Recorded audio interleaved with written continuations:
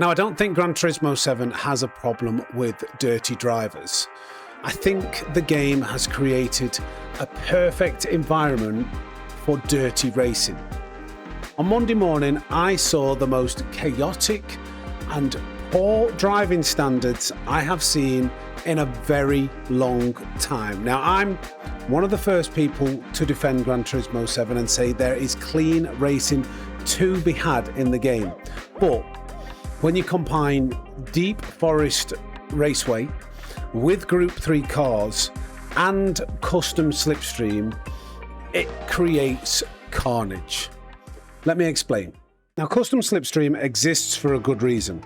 Without it, dirty air would make it almost impossible for you to follow another car closely in high downforce cars. So, Polyphony increased the tow effect to help cars stay together. The problem is, sometimes they go way too far. At Deep Forest, in Group 3 cars, the slipstream was so powerful that drivers who were almost a second a lap slower could stay attached to the rear bumper of much faster drivers.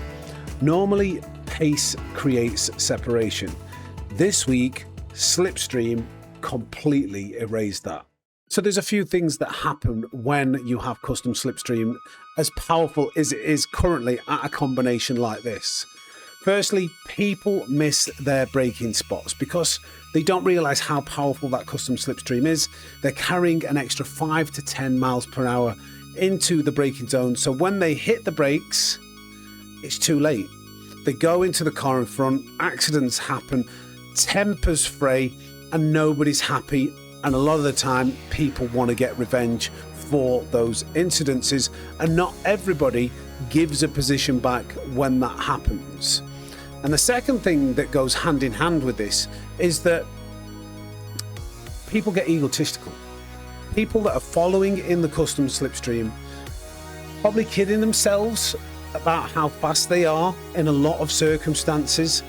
So when they catch up to a car or they stay with a car in front that is faster than them by quite a margin, they want to attack and they go for overtakes, and because they're trying to fight with a car or a player that is much faster, much more skilled, they'll keep attacking, going for moves, they'll fail, and in the end they'll make a mistake, they'll end up leaning on that car, hitting that car, pushing them wide, and again, tempers fray and nobody is happy.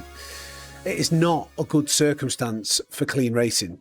Now, don't get me wrong, clean racing can happen, and it's great when it does. I had some really nice battles mixed into all these bad moments, and it's the best feeling.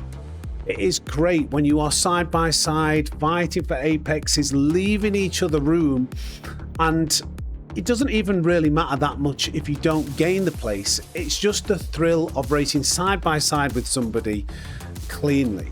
So I thought it would be good to actually talk about what a clean overtake is, because I see people go for moves, leaning on other cars, tracking them out, thinking that that's acceptable. So let's clear this up once and for all.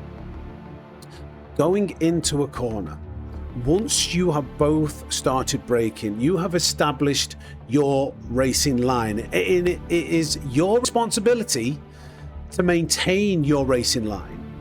Leave the other car space, not to make contact with them, so that affects the speed that they are coming in or out of the corner, and pull off a clean overtake without doing any of that. If at any point you start understeering into the corner and you nudge into that car and that affects their racing line and affects their exit, you shouldn't take that position. And the same goes for if you're coming out of the corner. If you get oversteer, hit that car, affect their speed, track them out, that's not a clean overtake, and you should not maintain that position. So please make a note of that, because if you don't do that when you're performing your overtakes, you're going to upset people and it's going to come back to bite you.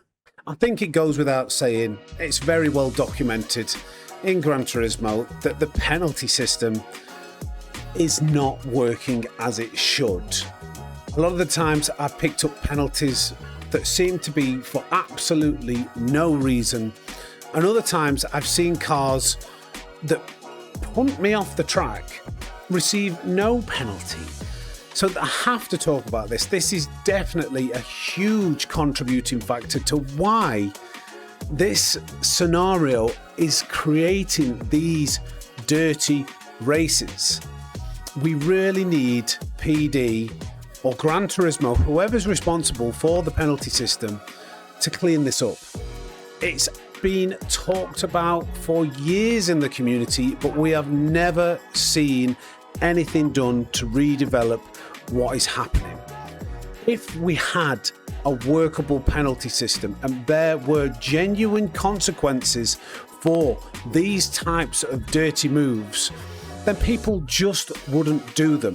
So I think the consequences need to be more severe, and there needs to be a redevelopment of the penalty system to actually make sure it works. A lot of the times people can be crafty with how they position their car, how they lean on a car, track them out, and get away with dirty moves.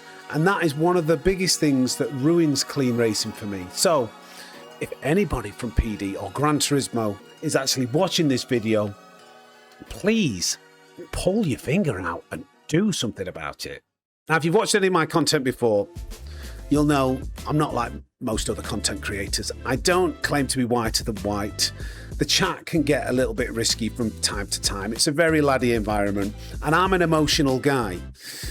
And I can be guilty of doing the old revenge punt now and then.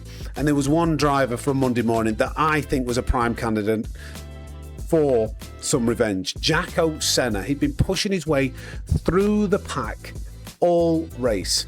And in the end, I lost my temper. I thought, I've had enough. He's finishing in front of all these drivers who've been driving respectfully. I'm going to take one for the team. And that's what we did. Jacko Senna got sent on. I got a 3-second penalty, but I still managed to finish in front of him. And more importantly, I managed to make sure the drivers that were getting wide finished in front of him. You'll have to let me know in the comments whether that was something I should or shouldn't have done. Either way, I'll still do it again the next time somebody's driving like that until the penalty system's fixed. So there you go.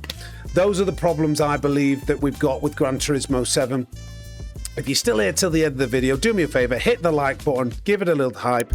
Make sure you subscribe for future content. We're chasing 30,000 subscribers. But from the fastest snake in the world, it's over and out. Take care, and thanks for watching.